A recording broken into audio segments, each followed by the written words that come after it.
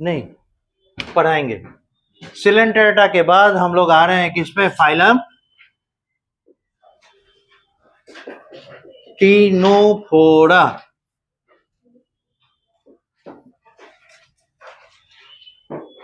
Phylum Ctenophora. शुरुआत करेंगे किससे? तो जनरल प्रॉपर्टीज।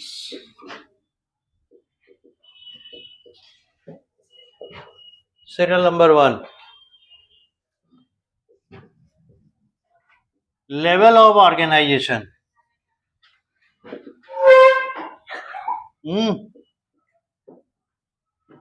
क्या हो जाएगा इसका लेवल ऑफ ऑर्गेनाइजेशन?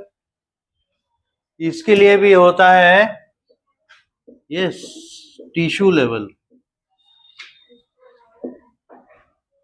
अच्छा, घर पे जाके बुक जरूर देखिएगा, उसमें एक चीज जरूर मार्क कीजिएगा पढ़ने के दौरान कि क्या कोई ऐसा प्रॉपर्टी जो बुक में मेंशन है हम लोग उसको डिस्कस किए हैं कि नहीं, नंबर 1। नंबर 2, फाइंड आउट कीजिएगा क्या कोई बुक में ऐसा एग्जाम्पल दिया है जो हम लोग डिस्कस नहीं किए। बुक के एग्जाम्पल्स तो हम लोग को डिस्कस करने ही करने हैं, अलॉन्ग साइड कुछ एक दो ज्यादा एग्जाम्पल मिल जाए दैट इज ओके, लेकिन बुक के एग्जाम्पल्स हम लोग से छूटने नहीं चाहिए, ये याद रखिए। Okay, so level of organisation tissue level. Serial number 2, symmetry. और इसका सिमेट्री होता है रेडियल सिमेट्री।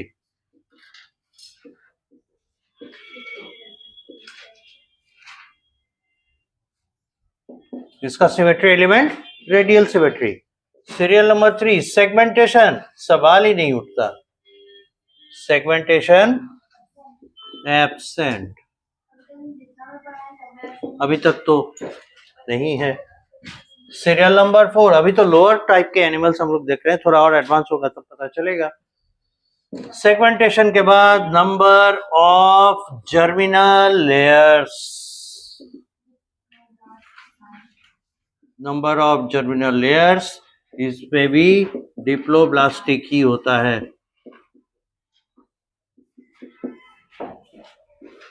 दो ही लेयर में सेल्स अरेंज है। और सिलोम, सिलोम होता है एब्सेंट। सिलोम के अपीयरेंस का भी कोई चांस नहीं है क्योंकि 3 लेयर में सेल्स अपने आप को डिप्लॉय किए ही नहीं। और सीरियल नंबर 6, नोटोकॉट, ये भी एब्सेंट।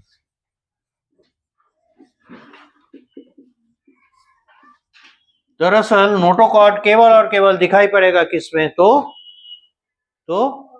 कॉर्डेट में, और किसी में नहीं।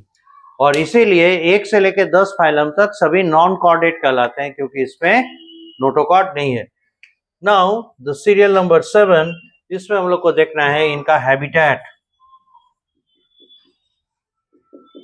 और ये एक्वेटिक है,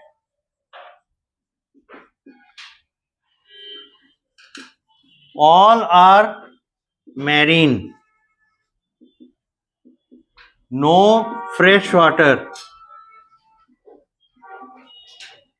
फॉर प्रेजेंट। कोई भी इनमें फ्रेश वाटर फॉर्म नहीं होता, सभी के सभी मैरीन होते हैं। खारे पानी में पाया जाता है, पानी में पाया जाने वाला जानवर है ये। इसके एग्जाम्पल ज्यादा नहीं है, ज्यादा नंबर ऑफ स्पीसीज इसमें है भी नहीं, कम ही है। Serial number 8, digestive system.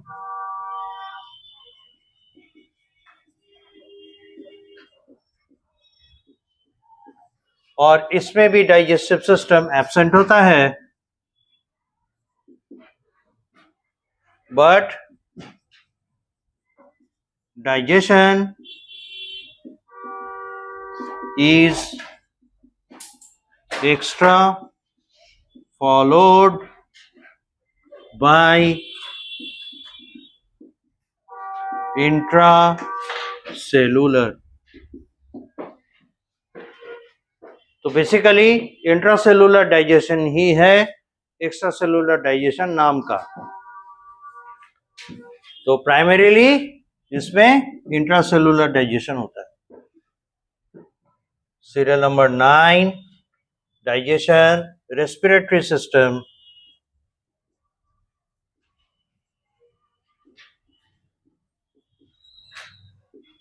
Respiratory system, ये इसमें एब्सेंट होता है। रेस्पिरेटरी सिस्टम एब्सेंट है और इसका जो गैसियस एक्सचेंज है वो सेलुलर लेवल पे होता है। Gaseous exchange cellular level with the surrounding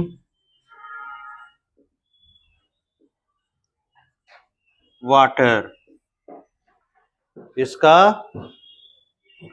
surrounding water के साथ गैसियस एक्सचेंज होता है और एक्सचेंज के लिए सेल लेवल है, यानी इसके पास कोई ऐसा सिस्टम नहीं है जो एयर को लेकर इसके सेल्स तक जाएगा। ठीक है, सेलुलर लेवल गैसियस एक्सचेंज है।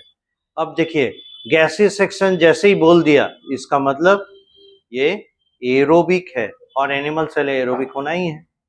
That is it. Serial number 10,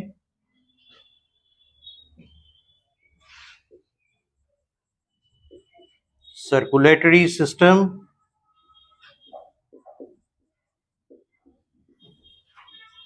It has no dedicated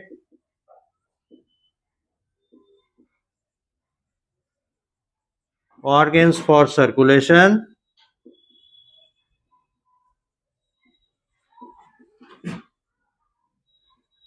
but have water transport system. और ये वाटर ट्रांसपोर्ट सिस्टम कैसे काम करता है ये हम लोग को दिखाई देगा सीरियल नंबर 11 में, बॉडी प्लान। यहां तक नोट कीजिए, फिर आगे बढ़ते हैं जगह कम पड़ गई।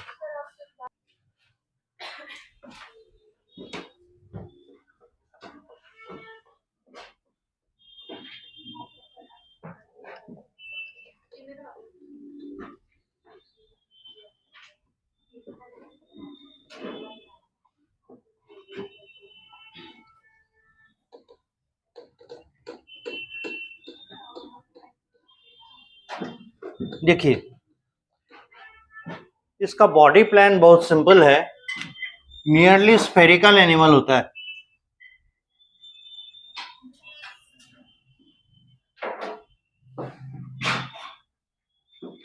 ये देखिए, लग रहा है जैसे एक संतरा एक ऑरेंज रखा हुआ है, ठीक है, ओवल शेप है। अब आप एक काम कीजिए, इमेजिन कीजिए छोटा वाला कंघी है हमारे पास, कोम्ब, और 8 ऐसा कोम्ब लीजिए और इस कोम्ब को वर्टिकली इस संतरा के बॉडी पे चुभा दीजिए इक्वल डिस्टेंस। कैसा दिखाई देगा? लेगा एक ऐसे कोम्ब लगा हुआ है, एक ऐसे कोम्ब लगा हुआ है, एक ऐसे कोम्ब लगा हुआ है, एक पीछे भी होगा, ऐसे कोम्ब लगा हुआ है, ऐसे कोम्ब लगा हुआ है। ये डॉटेड लाइन बता रहा है पीछे के साइड में है। ये पूरा सर्कल ट्रेवल करने में कितना एंगल ट्रेवल करना पड़ेगा? 360 डिग्री।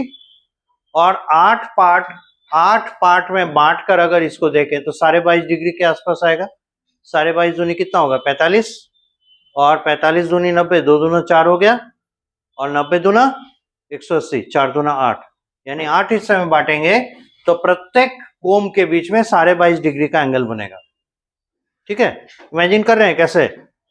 ये मान लेते हैं सर्कल है, ऊपर से अगर देखें 1 2 3 4 5 6 7 और 8 इक्वल पार्ट में बांटा हुआ है। ठीक है, ये ऊपर से देख रहे हैं, मतलब जस्ट लाइक दिस, और ऐसे करके देखेंगे तो दिखाई देगा कि अच्छा ये नीचे की तरफ भी गया है, ऐसा करके आया है। तो ये बताना चाह रहे हैं। ठीक है, तो ये जो कोम है प्लेट की तरह, और इसी को हम लोग कहते हैं कोम्ब प्लेट्स। ये हो गए कोम्ब प्लेट्स और ये 8 इन नंबर होते हैं इनके बॉडी सरफेस पे। अब ये लंबा सा धागे जैसा स्ट्रक्चर जो दिख रहा है ये इसका है टेंटैकल। इस टेंटैकल के एंड के साइड में एक प्रकार का सेल होता है, एक प्रकार का सेलुलर स्ट्रक्चर होता है, इसे हम लोग नाम देते हैं कोलोब्लास्ट। इसे हम लोग नाम देते हैं कोलोब्लास्ट। आपको लगेगा अरे ये तो नीडोप्लास्ट की तरह का कुछ स्ट्रक्चर है, जैसे कि ब्लास्ट मतलब तो सेल है ना। कोलो टर्म मोर और लेस हम लोग को जहां तक लगता है कोहेशन से आया। तो ये कोहेशन यानी चिपकना। तो ये करता क्या है, ये टेंटैकल है, टेंटैकल का इस्तेमाल करता है अगर कोई फूड मटेरियल इसको महसूस होगा इसके सराउंडिंग में है तो अपने कोलोब्लास्ट के साथ उसको चिपका लेता है और चिपकाने के बाद इसको माउथ से इंटरनलाइज करता है। तो definitely this opening is mouth. ये माउथ है, single opening.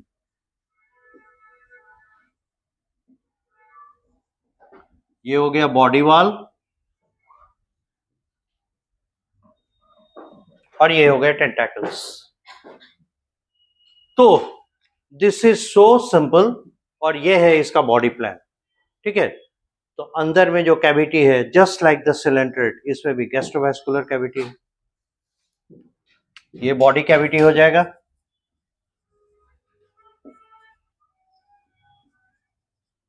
And is GBC again. तो दरअसल इनके इतने प्रॉपर्टीज सिलेंटेरेटा से मैच करते हैं। इनिशियली इसको सिलेंटेरेटा का ही एडवांस फॉर्म माना जाता था, मतलब साइफोजोआ और एंथोजोआ है ना, एंथोजोआ के बाद इसको रख सकते थे। बाद में इसके कुछ प्रॉपर्टीज को देख के लगा नहीं ये सिलेंटेरेटा के बेसिक फीचर से थोड़ा अलग जा रहा है, इसलिए इस ग्रुप को अलग फाइलम कंसिडर कर लिया गया। ठीक है, तो यही वजह है कि सिलेंटेरेटा से एडवांस्ड फाइलम के रूप में हम लोग टीनोफोरा को रखते हैं।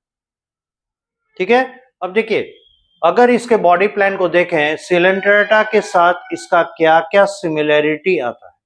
पहला, ब्लाइंड सैक बॉडी प्लान देख रहे हैं, सिंगल ओपनिंग एज माउथ, और इस सैक में इस झोला रूपी संरचना में कोई दूसरा ओपनिंग है नहीं।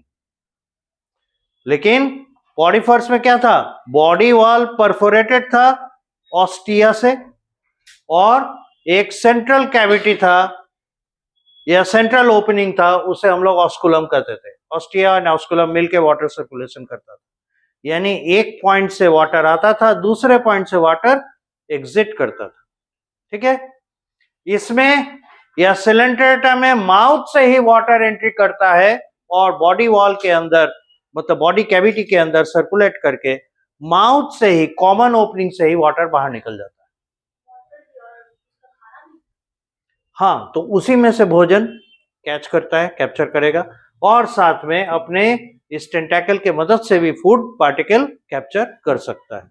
देखिए तो याद करके सिलेंटेरेटा में भी उसके टेंटैकल्स पे चुभने वाले स्टिंगिंग सेल्स होते थे और उससे वो क्या करता था, अपने प्रे को, अपने शिकार को पैरालाइज कर लेता था और उसके बाद फिर उसको इंटरनलाइज करता था, एनगल्फ करता था। ये भी तो उसी तरह का काम कर रहा है, लेकिन ऐसा नहीं लग रहा है कि पहले जो सिलेंटेरेट है पहले उसको दे दनादन पीट दिया उसके बाद उठा के ले गया और ये हमारी तरह उठाया मुंह में डाल। तो ये ज्यादा डेवलप्ड कैरेक्टर हम लोग मान सकते हैं।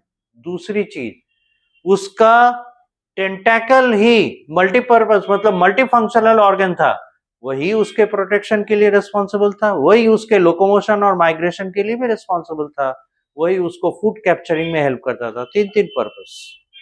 इसमें मूवमेंट के लिए अलग से इसके पास कोम प्लेट्स हैं। इन कोम प्लेट्स के मदद से पानी को अगर लेफ्ट साइड की ओर ठेला तो खुद किधर चला जाएगा, right side.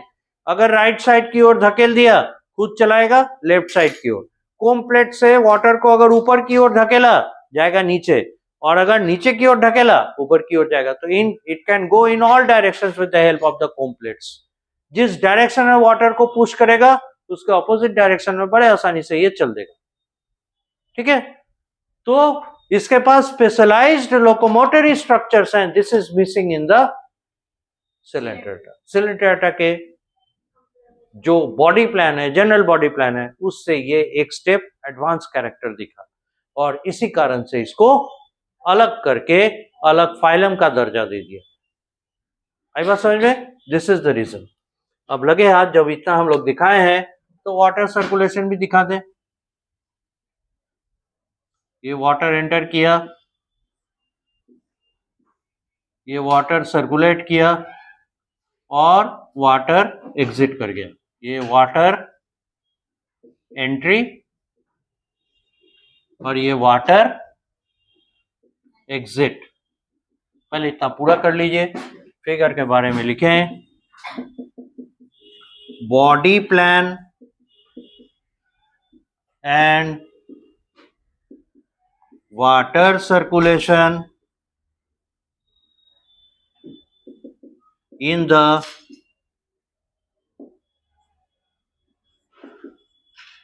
ctenophora. Body plan and water circulation in the ctenophora.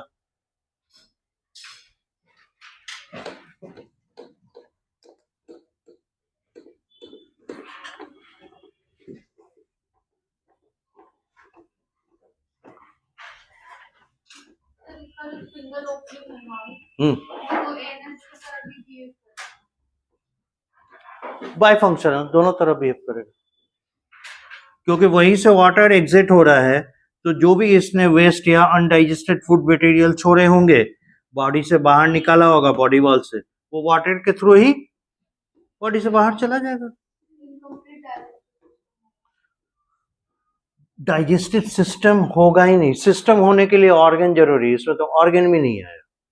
हम लोग इन्हें स्ट्रक्चर्स करके चल रहे हैं। और जो भी ब्लाइंड बॉडी से जो प्लान रहता है वो प्रेजेंट होने की वजह से इनकम्प्लीट डाइजेशन, और ये तो वही प्लान डाइजेशन तो अपना पूरा कर ही रहा है। इनकम्प्लीट डाइजेस्टिव सिस्टम कहना चाह रहे हैं। देखिए, डाइजेस्टिव सिस्टम का टर्म ही अराइज नहीं होगा, क्योंकि सिस्टम होने के लिए कम से कम ऑर्गन्स तो चाहिए। इनमें एज सच ऑर्गन्स नहीं है। टिश्यू से क्या ऑर्गन बनेगा? डाइजेस्ट करने के लिए एटलीस्ट क्या क्या स्ट्रक्चर चाहिए होंगे? कोई एक कैविटी जिसके अंदर में फूड डाइजेशन करेगा, है ना? वैसा कोई जगह तो है ही नहीं। हाँ, ट्यूब तो है ही नहीं, इसीलिए। ओके, यहां तक? अच्छा, पूरा कीजिए। अब यहां देखिए,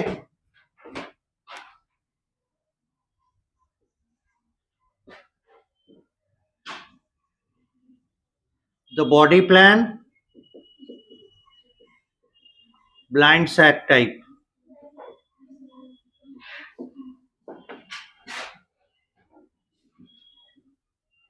तब ये लाइट इमिट करता है, तो फिर जो गांव में जुगनू रहता है वो भी तो लाइट इमिट। ये उसका टेक्निक अलग है, इसका टेक्निक अलग है। वो हवा में उड़ता है, पानी के अंदर है।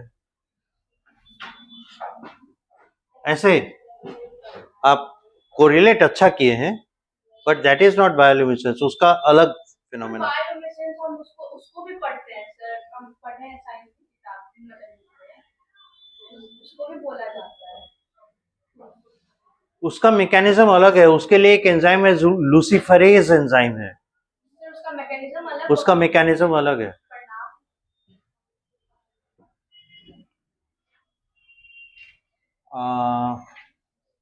ब्लाइंड सैक बॉडी प्लान हो गया। उसके बाद कॉमन सिंगल ओपनिंग, और कॉमन सिंगल ओपनिंग है mouth.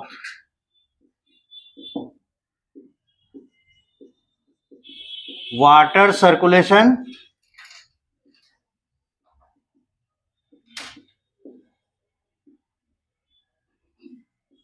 water enters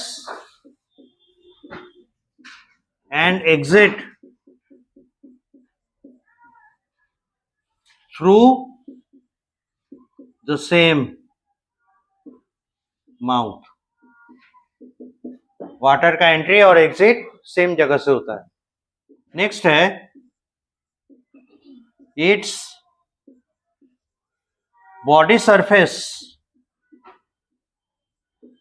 has 8 equidistant plates as comb plates, and so it is also known as comb jelly.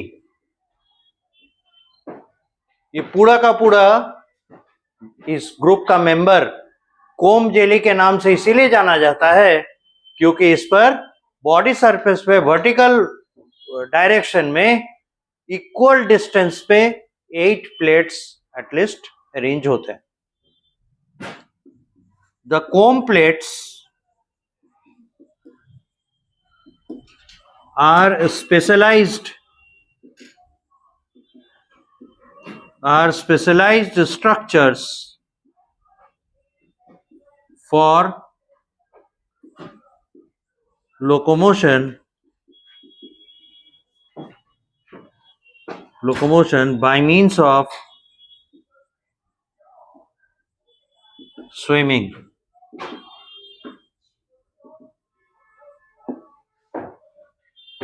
ये इसी के मदद से तैर सकता है ना, और इसीलिए ये इसका specialised locomotory structure.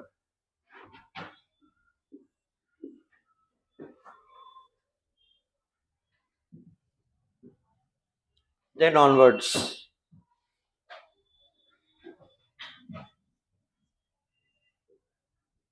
a pair or so tentacles are present in tentaculata, whereas in nuda it is absent. Tentacles इन्हें टेंटाकुलाटा में ही मिलेंगे, है ना, न्यूडा में ये नहीं मिलते. Tentacles have specialized cells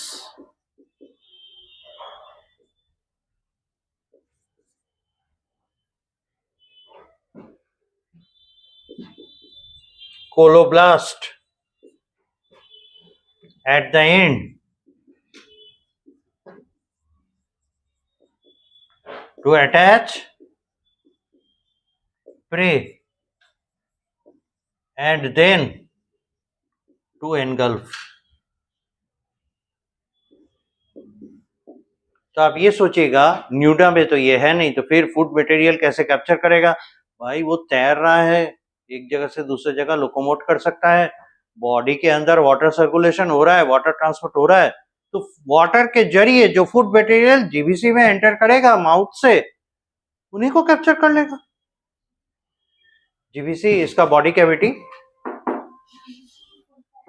gastrovascular cavity बता चुके हैं सिलेंटेरेटा में.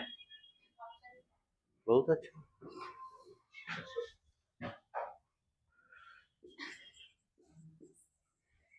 Body cavity, GBC, gastrovascular cavity.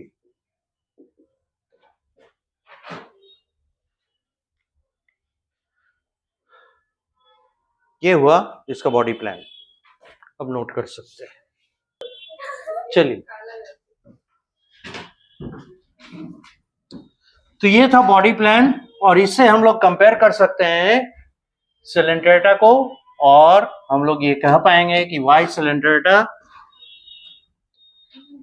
are separated actually from the ctenophora because of these certain things that are more developed in nature than the cylindrite. बेटा दे पूरा okay अभी कहाँ अब इसके बाद बॉडी प्लान के बाद हम लोग कहाँ तक आए हैं एक्सक्रीशन बाकी है ओके सीरियल नंबर 12 होगा हाँ एक्सक्रीटरी सिस्टम जैसे ही सिस्टम बोलेंगे हम लोग अभी टिश्यू लेवल सोच के कह देंगे एब्सेंट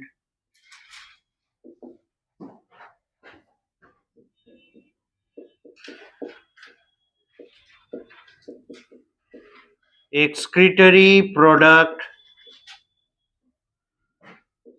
ये होता है ammonia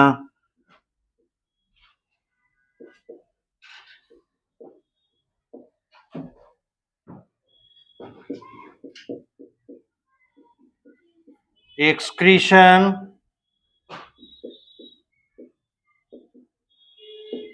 at the level of cell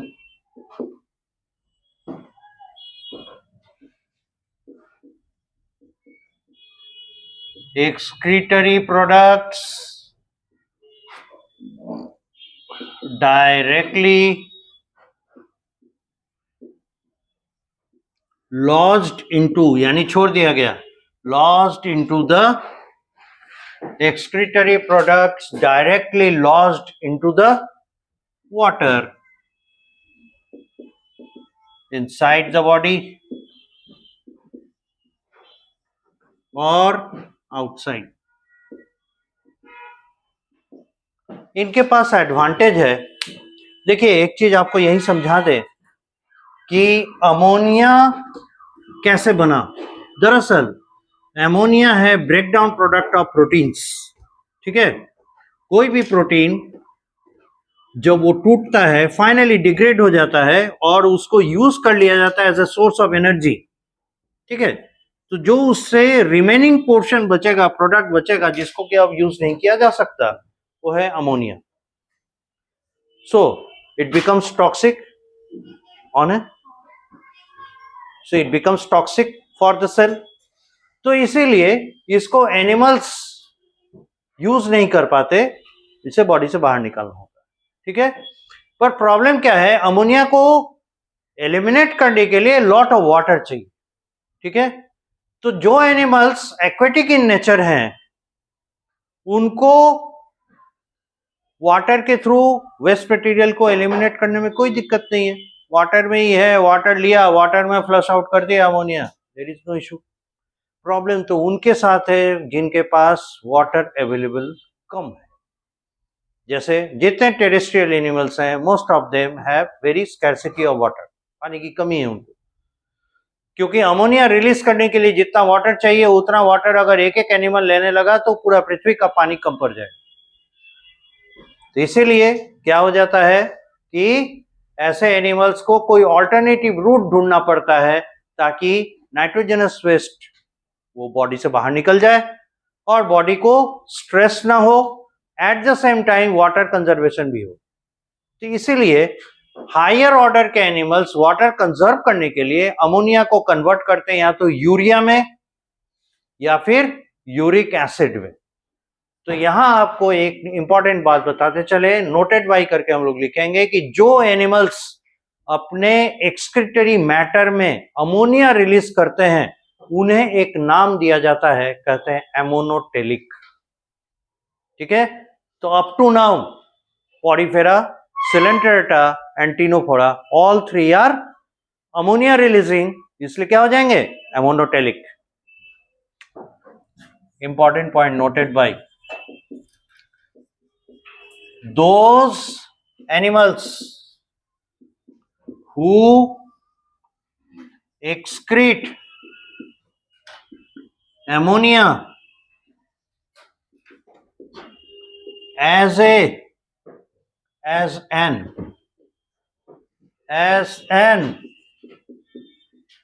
excretory product are called ammonotelic animals. उन्हें ammonotelic animals कहते हैं. Noted by number 1. Number 2, those animals who excrete urea, इन्हें कहते हैं UREO, ureotelic animals. ANIMALs. And serial number 3, those animals who excrete uric acid, इन्हें कहते हैं uricotelic animals. इन्हें कहते हैं यूरिकोटेलिक एनिमल्स. यहां तक नोट कीजिए.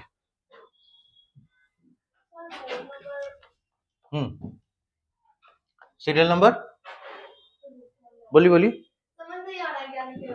कह रहे हैं दोज एनिमल्स, वैसे एनिमल हु एक्सक्रीट अमोनिया, जो अमोनिया रिलीज करते हैं एज एन एक्सक्रीटरी प्रोडक्ट. 3 नंबर तक ये. ओ ये अच्छा, एक्सक्रीटरी प्रोडक्ट डायरेक्टली लॉज करना मतलब रख देना, निकाल देना. Lodged into the water, inside the body और आउटसाइड. देखिए एक्वेटिक एनिमल बॉडी के इस बॉडी के अंदर, यानी इसके बॉडी के अंदर वाटर है, बाहर भी वाटर है, तो कहीं पे भी निकाल सकता है. तो जो इनर वॉल के सेल्स हैं, अंदर के तरफ के जो सेल्स हैं, वो बॉडी के अंदर के वाटर में रिलीज करेंगे, और जो बाहर के तरफ के सेल्स हैं वो उन्हें बाहर के तरफ के सेल्स वाटर में रिलीज कर देंगे. ये चीज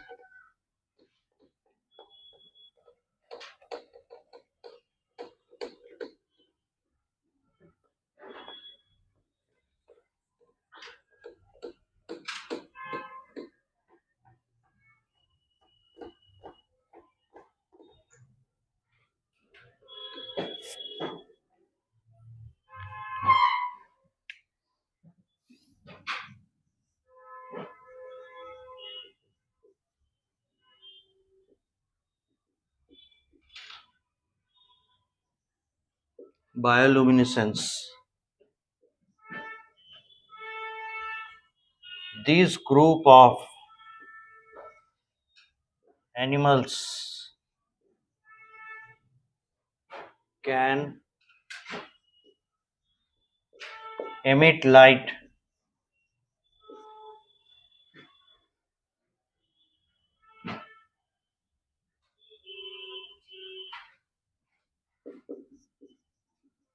this property is called bioluminescence.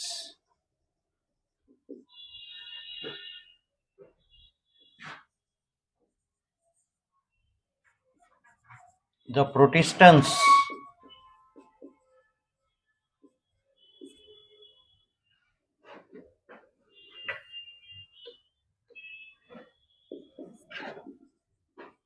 dinoflagellates are also bioluminescent organisms.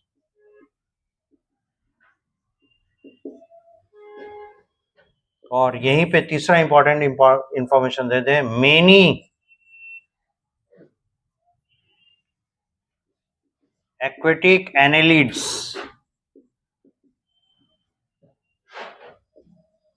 are bioluminescent. और चौथा, some members of arthropoda are also bioluminescent.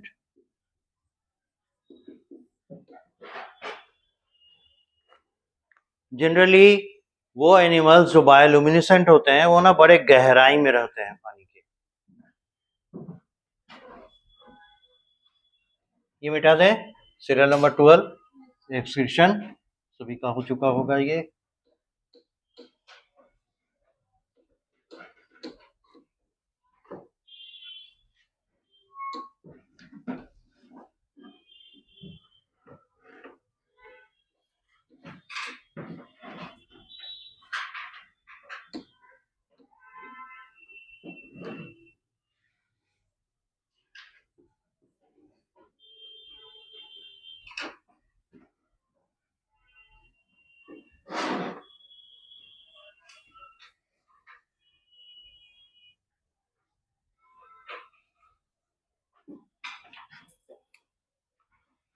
Serial number 14,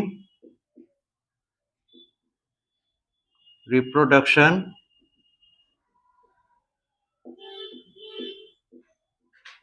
asexual reproduction.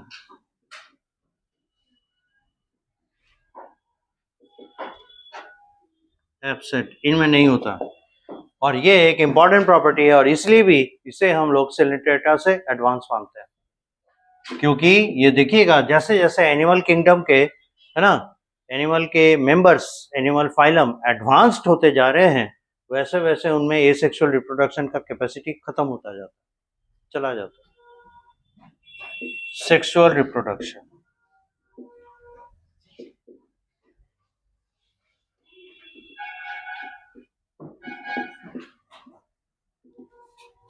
Animals are hermaphrodite. Hermaphrodite को हम लोग बाइसेक्सुअल भी कहते हैं, इक्वल टू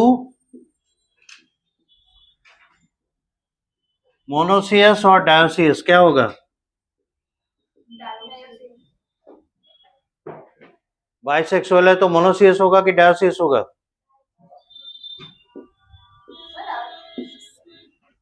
मोनोसियस, यानी single type of animal, both kind of reproductive systems are present, या both kind of reproductive organs are present। याद रखिएगा, उल्टा चलता है, बाई तो मोनो और यूनि तो डाई, ठीक है। सीरियल सेकंड, याद रखिएगा, इसीलिए काट के दिखाए हैं। आप भी अपने कॉपी पे काट के, अब ऐसा खराब लग रहा होगा तो नीचे अंडरलाइन करके नीचे क्रॉस दीजिएगा, ताकि आपको याद रहे कि भाई देखिए बाइसेक्सुअल है तो मोनोसियस होगा। मोनोसियस मतलब हो गया मोनो यानी single, form of animal,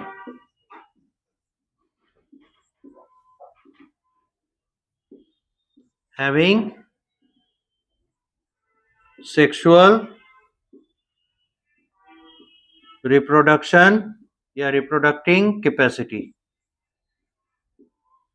single type of animal जिसमें रिप्रोडक्टिंग कैपेसिटी है। तो कैपेसिटी है, कैसे करेगा? जब उसके पास ऑर्गन्स होंगे तो, यानी कि सिंगल टाइप ऑफ एनिमल में ही दोनों प्रकार के ऑर्गन पाए जा रहे हैं। दिस इज इट, ये हो गया मोनोसियस। दूसरा इंपॉर्टेंट पार्ट, फर्टिलाइजेशन कैसा होगा? Internal type, fertilisation internal type, external, sorry not internal, external.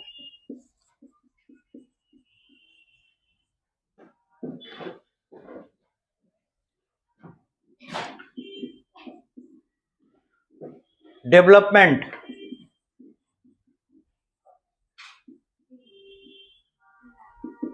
indirect, that means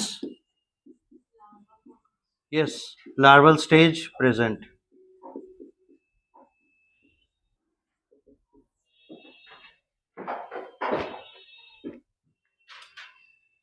अब इसका एग्जांपल हम लोग लेंगे class based. Serial number 15 examples.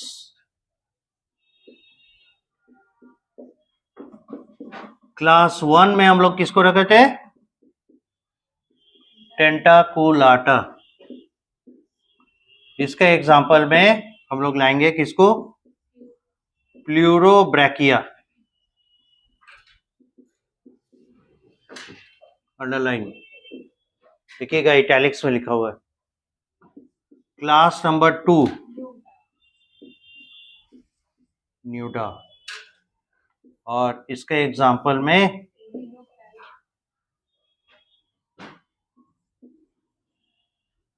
बिरोई। Pleurobrachia और क्या दिया है? टीनोप्लाना।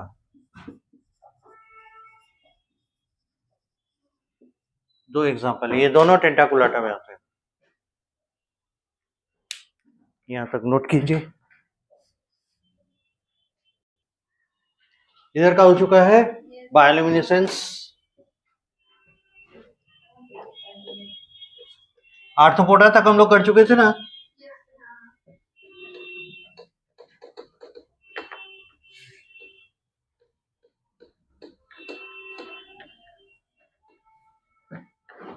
आर्थ्रोपोडा के बाद अगला फाइलम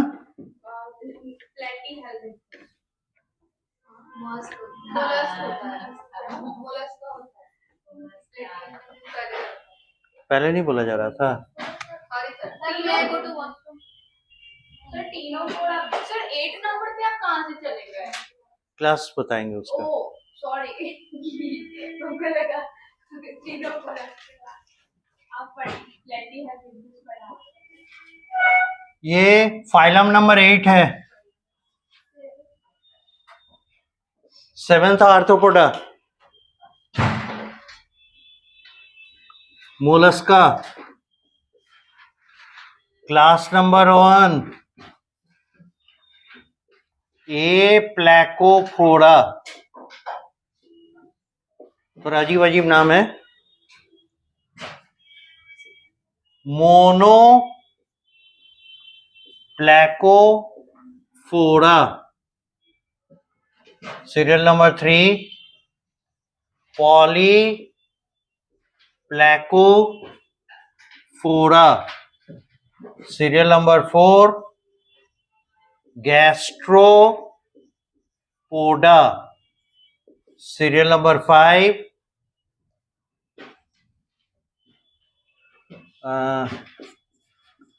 स्कैफोपोडा। सीरियल नंबर 6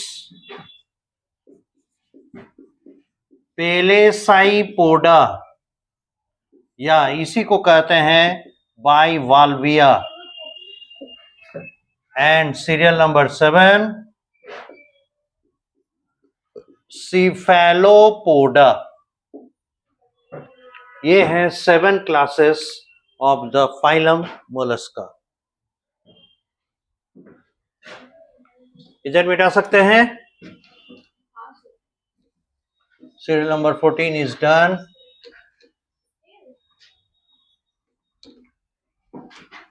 ये होमवर्क है, अगले क्लास में हम पूछेंगे, याद करके आइएगा। हम कई दिन से नहीं पूछे हैं, भूल गए थे। हाँ, कहिए तो प्रोनाउंसिएशन लिख दें ताकि बोलने में बने, नहीं तो फिर बोलिएगा सर पता ही नहीं चल रहा है क्या लिखे हैं। वो नहीं चलेगा, तो हम हिंदी लिख देते हैं। हाँ, लिख देते हैं। एकदम छोटे बच्चे, नन्हे मुन्ने, इसलिए तो शैतानी करते हैं। अब इसको मिटाएं।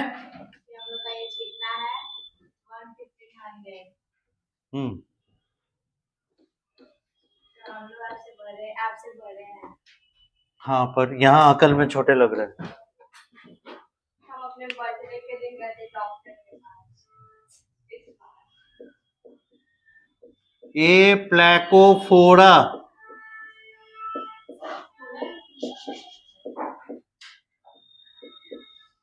हिंदी में लिखना होगा।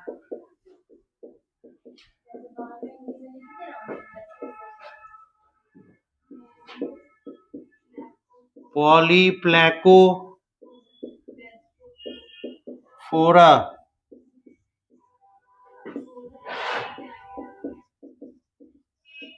गैस्ट्रोपोडा,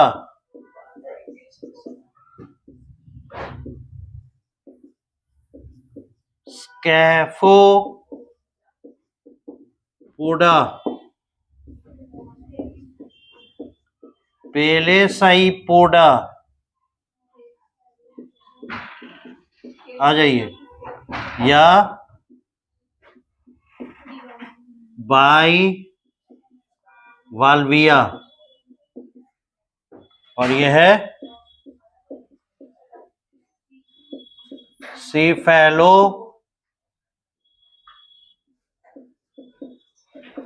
पोडा।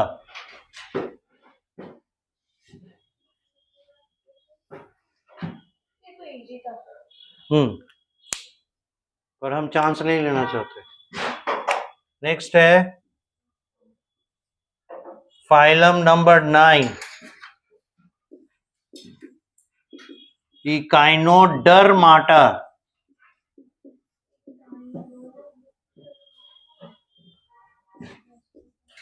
Class number 1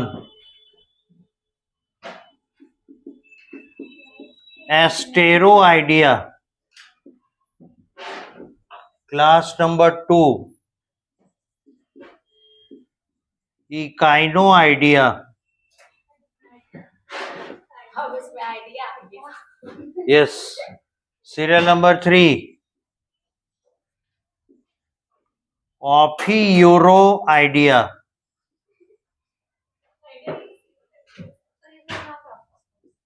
serial number 4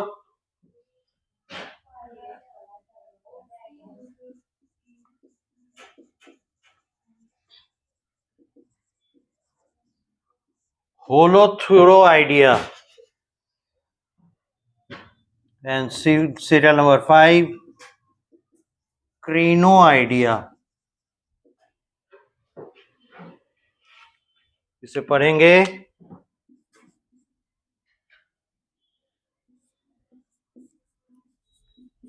एस्ट्रोआइडिया,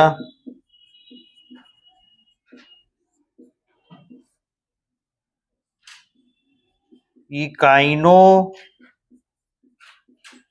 idea. कोई बोल नहीं सकता है कि हम पढ़ नहीं पाए इसीलिए नहीं याद किए, इसीलिए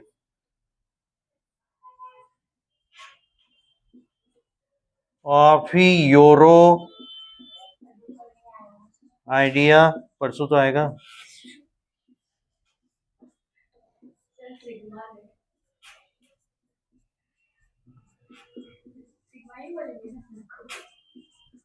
होलोथ्यूरो idea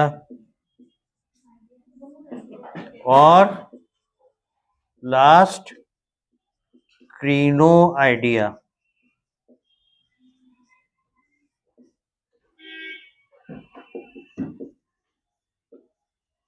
phylum Hemichordata, no classes. यही एक अच्छा क्लास है। बहुत अच्छा क्लास। अब शुरू होगा प्लेटी हेलमिंथेस। यस।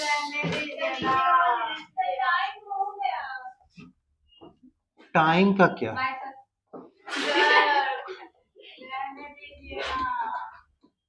हम सुन नहीं पा रहे हैं, हम अभी पूरी तरह से फोकस्ड है प्लेटी हेलमिंथस पे।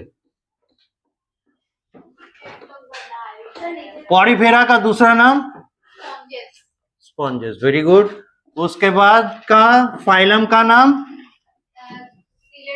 सिलेंट्रेटा का दूसरा नाम निडेरिया। तीसरा टीनोफोरा का दूसरा नाम कॉमचेली। चौथा फाइलम प्लेटी हेलमिंथस, इसका दूसरा नाम फ्लैट वर्म्स। उसके बाद the round worm.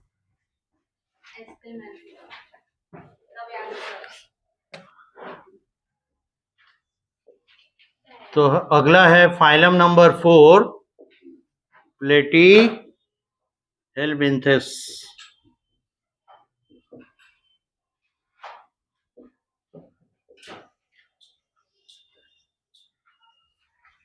General properties.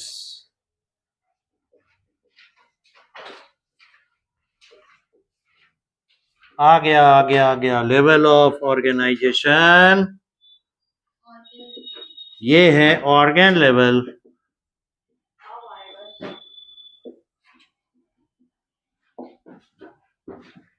Number 2 symmetry, bi yes.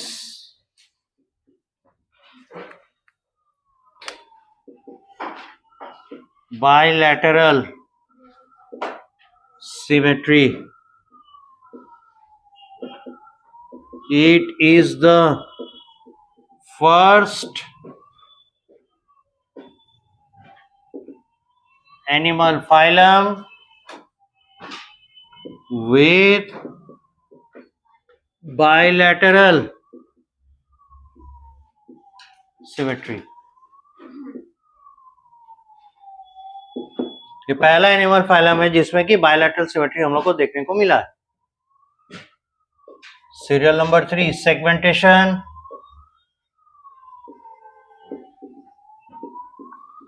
इसमें भी एब्सेंट है। Serial number 4 number of germinal layers, कोई बता पाएगा? यस, ये है ट्रिप्लोब्लास्टिक।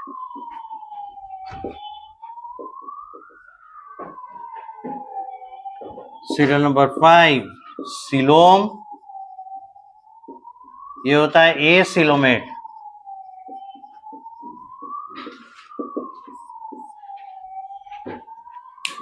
यहां तक नोट कीजिए।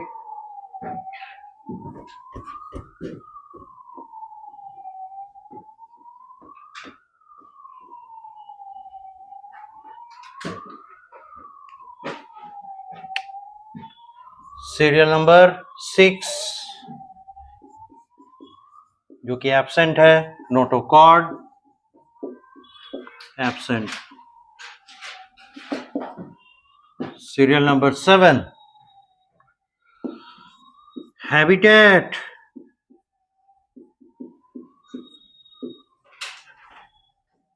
Aquatic and terrestrial. वो कहते हैं this is the first animal phylum that has members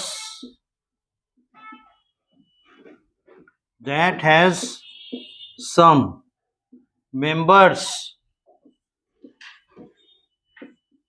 dedicated terrestrial, however some members are aquatic and marine also। कुछ मेंबर्स हैं जो एक्वेटिक हैं और मैरीन भी होते हैं, पर बहुत सारे ऐसे भी मेंबर्स हैं इनके जो डेडिकेटेड टेरेस्ट्रियल है। और इसको हम लोग को बायोलॉजी पॉइंट ऑफ व्यू से, ह्यूमन पॉइंट ऑफ व्यू से जानना जरूरी है। इसके बारे में हम लोग को 12th में भी देखना होगा, ह्यूमन हेल्थ एंड डिजीज में। रीजन क्या है, जितने भी टेरेस्ट्रियल एनिमल्स हैं इस ग्रुप के, इस फाइलम के जितने भी टेरेस्ट्रियल मेंबर्स हैं, सभी लगभग पैरासाइट है, एंडोपैरासाइट, कोई ना कोई डिजीज कॉज करता है। ह्यूमन हेल्थ एंड डिजीज जब पढ़ना होगा, वर्म इन्फेक्शन, वहां फिर पलट करिए है। इस पॉइंट ऑफ व्यू से भी ये इंपॉर्टेंट है। That some members, it has some members dedicated terrestrial, however some members are aquatic and marine also।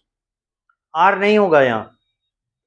This is the first animal phylum that has some members dedicated terrestrial, some members, एक minute, this is the first animal phylum that has some members, ऐसे लिखना होगा, which are, अब होगा सही, which are dedicated terrestrial, comma पड़ेगा यहाँ पे, however some members are aquatic and marine also. अब सही है.